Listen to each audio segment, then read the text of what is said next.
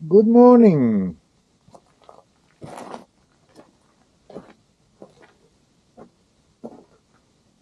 Umido.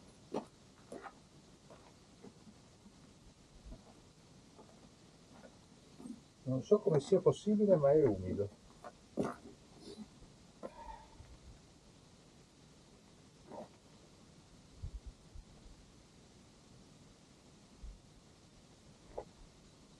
Bene.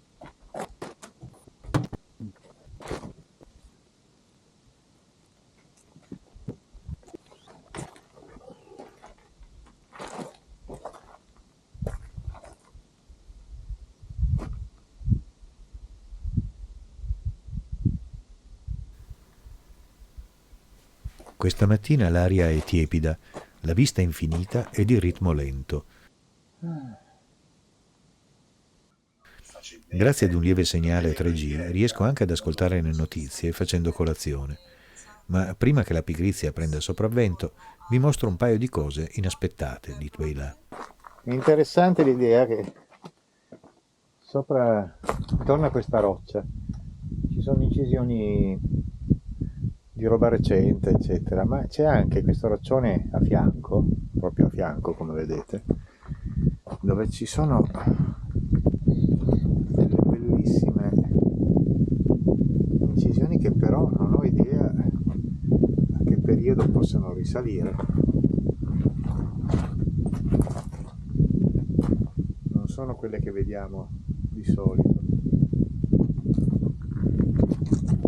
Mentre andando un po' più avanti sul roccione grande di Beilà, vedete che di incisioni ce ne sono tantissime e di tutti i generi, arabo moderno, altre cose non ben conosciute, c'è anche qualche cosa in caratteri latini di qualche scemo che è venuto a scrivere sopra.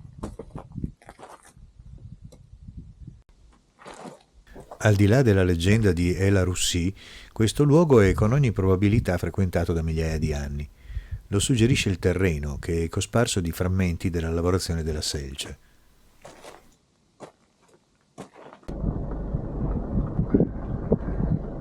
Ed eccoci qua, ormai è tardi perché come al solito smontare il campo è stato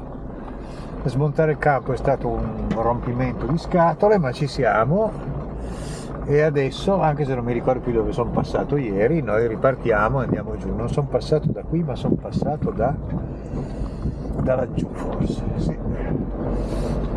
E adesso andiamo a imboccare la strada principale, la strada Smara-Layun,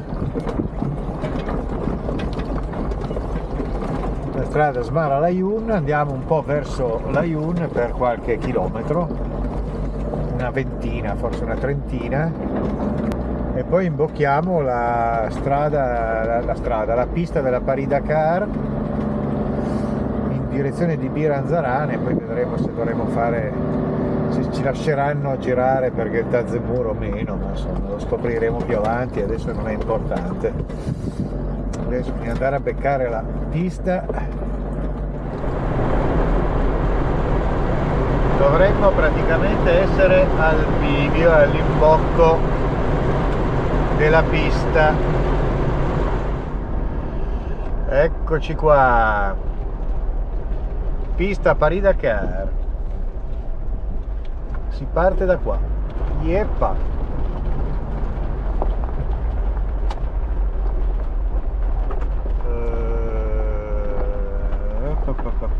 Che qua che se parla, è mica di qui. Vediamo un po' dove stiamo andando, dove mi manda. No, di là, si va giù di là, via.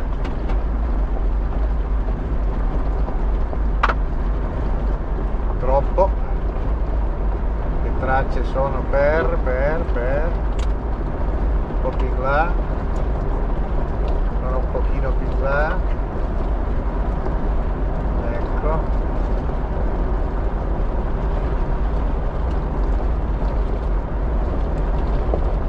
La pista dovrebbe essere per qua. eccola, sarà questa e questa, eccola qua, e voilà, Paris Dakar. Come vedete ci sono sempre i TAS che segnalano. Questa è la pista, la direzione è giusta, è solo trovare un ritmo per far consumare poco la macchina, perché con l'automatico questa consuma troppo a queste velocità. Dopo un po' di prove mi stabilisco ad una velocità tra i 55 e i 60 km/h che mi permettono di tenere il motore sui 1500 giri al minuto. Così dovrebbe consumare poco ed io posso guidare senza stress.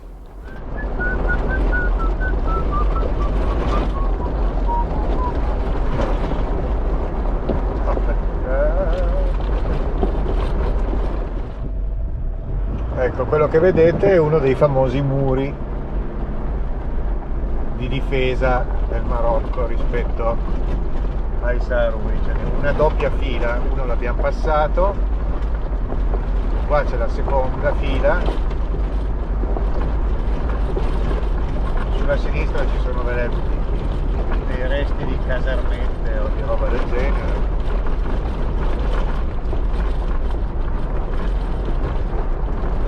Questi sono i famosi muri, ne passeremo tanti in questo viaggio, credo. Questo è il primo evidente che attraversiamo. Quindi qua dove stiamo passando adesso, ai tempi in cui quel muro era di difesa, qua era tutto minato. Adesso hanno pulito chiaramente, però fa un bel effetto, ecco, insomma. Però la pista dove va? Qua? Ah, è proprio quella che gira di là.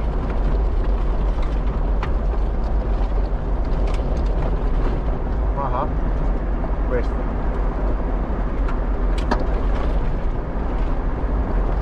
Non sembra che sia questa. La traccia mi dice che è questa, poi sì, è questa qua, eccola lì, e oppala, che l'abbiamo ripresa.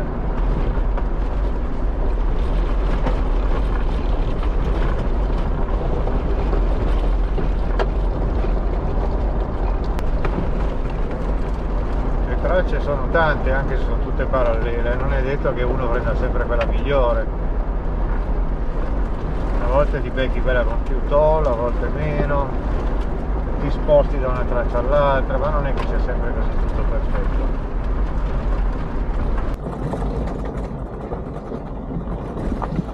E siamo arrivati all'incrocio con la strada che va a Geltazemur. Che facciamo? Vediamo un po', il serbatoio, dovremo starci. Controlliamo un po' il resto, vediamo un po'. Allora, siamo qua, quindi siamo a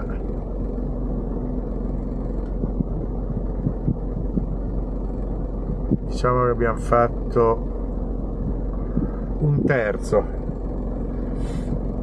Boh, io andrei avanti senza andare a Geltazemur, andrei a prendere la pista che è per là, per dove non si sa, ma da qualche parte. Vediamo un po' dove ci sono i TAS.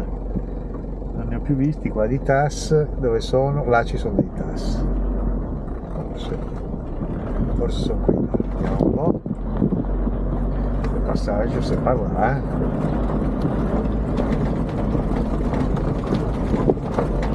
però ce l'abbiamo passato, TAS, ce n'è uno lì, qua si dice sempre ancienne piste Paris Dakar, sì, ma ancien quanto? Secondo me sono passati almeno anni, una ventina d'anni sono passati tutti da quando l'hai tracciata.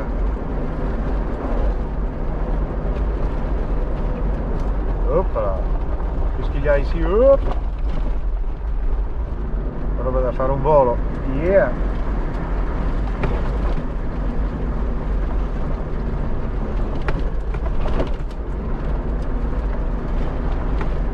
Vediamo questa che sembra che ci sia meno toll. Questa pista è la più lunga tra quelle previste dal programma, oltre 400 km senza incontrare alcun luogo abitato, ma non è tecnicamente difficile. Il terreno, man mano che si scende verso sud, diventa sempre più piatto e gli unici riferimenti sono i TAS di terra della Paris-Dakar. Certo, non è il classico deserto da cartolina fatto di dune ed oasi, ma è più duro, senza ombra, spazzato costantemente dal vento e percorrerlo si avvicina molto a una traversata in barca a vela. La somiglianza è ancora più evidente se si guarda la traccia GPS, quasi perfettamente rettilinea, tanto che probabilmente basterebbe avere un punto di arrivo sul GPS e guidare in quella direzione. Pausetta sul fare delle 4:30. Siamo andati abbastanza spediti, siamo già oltre metà della pista per Bir Anzarane, anche se tutto sommato, a parte questi ultimi 20-25 km, i TAS di terra e pietre fatte per la Paris-Dakar di allora sono ancora abbastanza visibili. Ogni tanto spariscono per 2-3 km e uno dice boh, sto andando nella direzione giusta, però non è così difficile, è una roba abbastanza semplice orientarsi qua. Non c'è niente di orientamento, non c'è un punto di riferimento, ma la direzione è quella, quindi. Comunque la pista più battuta passa, negli ultimi chilometri passava sensibilmente più a est della pista con i TAS, appunto, che dovrebbe essere quella originale della Paris-Dakar. Infatti a un certo punto ho lasciato la pista e ho deciso di andare a cercarmi di nuovo i monticelli di terra detti TAS, proprio per evitare di andare a fare strade strane o cose non compatibili, insomma. Però a questo punto, dato che sono solo le 4:30 e che il tramonto è alle 7 e passa, la cosa migliore secondo me è fare ancora 30-40 km, passare oltre quelle costruzioni che ho visto da satellite che non so cosa siano, non so se è un pozzo o che cosa diavolo è. Comunque ci sono molte piste che convergono in quel punto lì, quindi probabilmente è un pozzo. E so che dopo il pozzo, nei 10-15 km seguenti, sulla destra ci sono una serie di boschetti di acacia abbastanza fitti, almeno da satellite lo erano, per cui forse conviene andare là, anche perché qui è piatto totale e questi 4 alberi non è che frenino il corso del vento, purtroppo, per cui se non si abbassa stasera siamo alle solite col vento che tira e non poter fare un campo tranquillo, per cui andrò laggiù tra gli alberi, se trovo un posto tranquillo bene, e se no spero solo di trovare un po' di sabbia tipo quella che c'è qua, così finalmente dormo sul morbido, perché le ultime 3 notti ho dormito una notte sul duro ad Assa, dove c'erano dei pagliericci che erano paglie senza tante ricci, belle dure, e con la mia schiena ho trovato un po' lungo. Le seguenti 2 notti, per non montare la tenda, ho dormito in macchina e col solo materassino che si mette sulla sabbia, che è spesso 3 centimetri, ho dormito niente. Cioè, dormivo 10 minuti, poi mi risvegliavo, mi dovevo girare, cioè, quindi no buono, mi stanco troppo così. E quindi stasera devo assolutamente montare la tenda sul morbido, con materassino, eventualmente monto anche l'altro materassino che è enorme, ci metto 2 ore a gonfiarlo, ma è spesso così, e se non ci sono spine potrebbe essere una soluzione intelligente, anche se non ci sono spine è un bel azzardo, considerato che tutti questi alberi sono acacie spinose. Quindi, tanto per farvi un esempio, quando a terra trovi delle spine di queste dimensioni, queste non solo sono dure, ma bucano anche i pneumatici, quindi bisogna fare un po' attenzione dove ci si mette, quindi non solo il materassino ne patirebbe.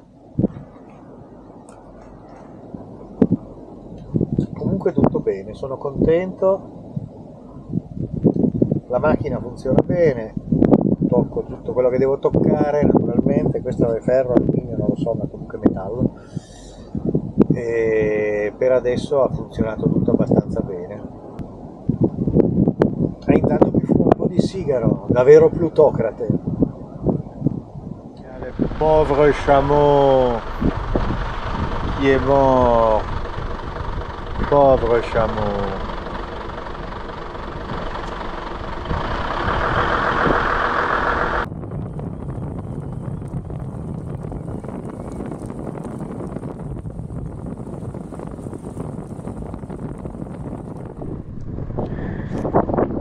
Pozzo a un incrocio di piste, sembrerebbe abbastanza insabbiato, e anche gli altri pozzi precedenti probabilmente sono tutti belli agandati. C'è una casettina con scritto Viva Ras, che sarebbero i Saarui in pratica, e a parte quello abbeveratoi semi sepolti, forse questo è ancora in funzione, ma non c'è corda, non c'è secchio, non c'è niente, chissà. Ballo sperduto nel niente. Bene, noi andiamo avanti adesso.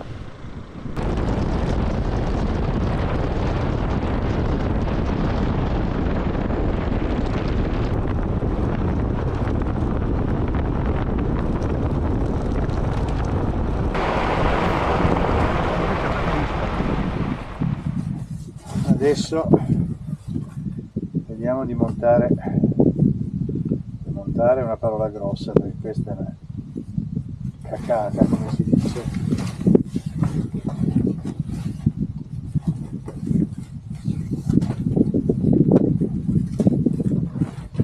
Questa è una di quelle tende che sono bellissime per fare una sceneggiata, tipo uno arriva qua, fa così e fa Quando non la si usa da qualche anno e ci si dimentica che quella tenda ha 2 cinghietti in più da slacciare, che cosa potrà mai andare storto? Ma questo cazzo di tenda, dai, ferma lì.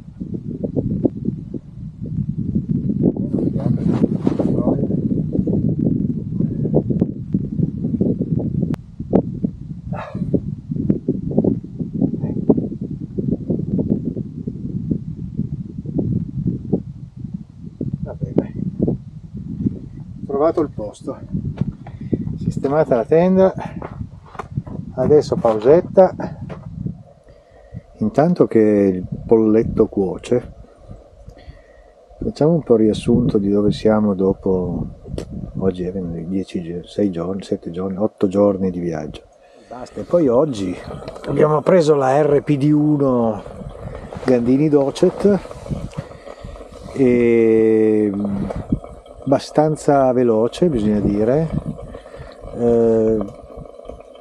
con pochissima vegetazione,